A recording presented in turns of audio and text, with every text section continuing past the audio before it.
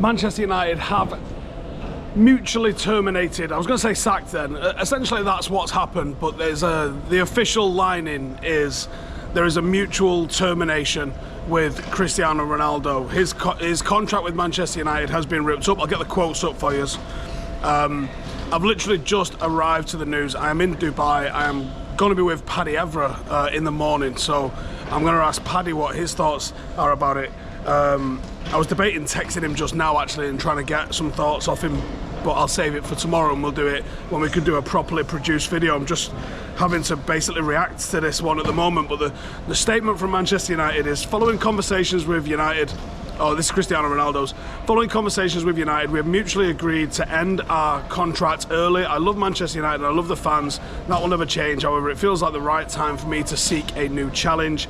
And he says, I wish the team every success for the remainder of the season and for the future. And there's also been a club statement which just popped up on my phone a second ago, which I'll pull up as well. So Cristiano is to leave Manchester United by mutual agreement with immediate effect. The club thank him for his immense contribution across 2 spells at Old Trafford. I guess there'll probably be more comes out on it, but it was quite clear the club's stance that they was going to look to try and find a way to get themselves out of this contract, and ultimately it's what Cristiano Ronaldo wanted as well. He clearly did the interview with the intention of forcing what has just happened. Whether or not he decided to do it with the intention that they would sack him and pay him off, or if he just wanted the end result to be that he is released from his contract early so he can go somewhere else, somewhere where he feels like he'll be more respected, even though I don't necessarily agree with what he was saying on that front. I think he was respected, and I think he's just tried to paint himself a little bit there as a victim. But I do think that that was what he wanted. He wanted to be somewhere else. He wanted to be somewhere that he was going to play more often, maybe somewhere that was a little bit easier for him, maybe somewhere that the team panders to him a little bit, because I think it's quite clear that Erik ten Hag does not give a Frenchman's fuck about whether or not Cristiano Ronaldo plays in this team. It was very obvious from the start of the season that he just didn't fancy him. For whatever reason that was, he didn't fancy him. He didn't look like he was contributing to the team. He's played in some games back to back. He captained him, so I don't think the excuse of like, oh, he was playing with the B team, I don't think that washes. When he was playing, he wasn't putting in the correct sort of outputs, and I got the United stats here with and without Cristiano Ronaldo. So with Ronaldo starting, Manchester United score 1.5 goals. When he doesn't start, we score 1.8 goals. When he starts, we concede 1.5, and when he doesn't start, we concede 1.3, and when he starts, we get 1.6 points per game, and when he doesn't start, we get 1.8 points per game. The stats are clear on those 3 metrics, very, very important metrics.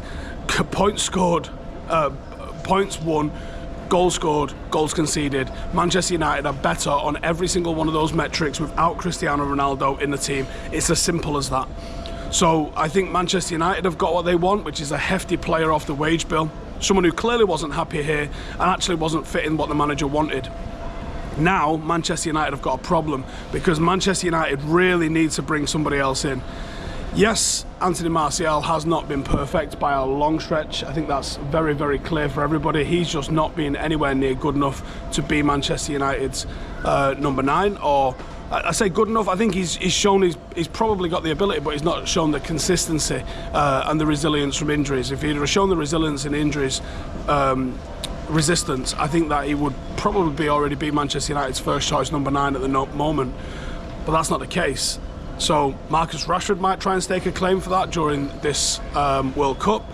You might have a youngster try and stake a claim to be the number 9, but I think they're probably all a little bit off it at the moment. I don't think any of them are anywhere near close enough for them to become Manchester United's new number 9.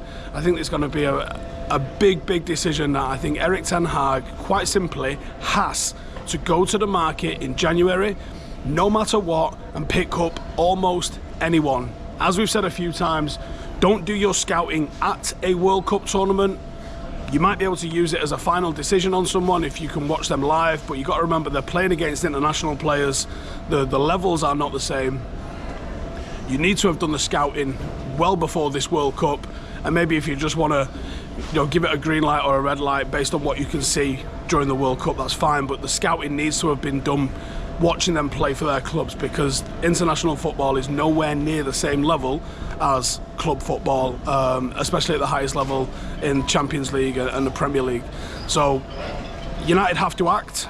They've acted decisively, they've backed the manager, and I don't think any one of us, there's a few Ronaldo fans that are upset, I'm sure, but I don't think any serious Manchester United fan goes against the manager in this situation. And if you do, then I think you need to have a look in the mirror, because Sir Alex Ferguson was the man that come up with the famous quote of, as soon as a player thinks he's bigger than the club or the manager, he has to go. Quite simple, and that's the principle that the club has stuck to. They have backed Erik ten Hag against the most followed man on the planet, and I for one think it's the correct decision. He wasn't the player he once was. He clearly doesn't want to be here. I think he was probably tired with being disruptive last season, and I don't think that was the correct sort of accusation. This season, I don't think you can say the same. I think the evidence is there that he hasn't been good enough on the pitch. He is causing disruption. He's disrespected the club. He's disrespected the manager, and there was literally no way back for him following those sorts of things. So there you go. That's my thoughts on it. Let me know yours, because I think there will be some people that say this is a bad thing, but I think the vast majority of you are going to say this is a good thing. So let me know in the comments, and I'll see you guys in the next one. Laters.